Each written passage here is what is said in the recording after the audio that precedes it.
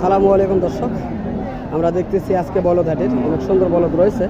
আমরা চেষ্টা করব বলদহাটের এই ধরনের বলদগুলির দাম জানানোর জন্য এবং বিস্তারিত জানানোর জন্য।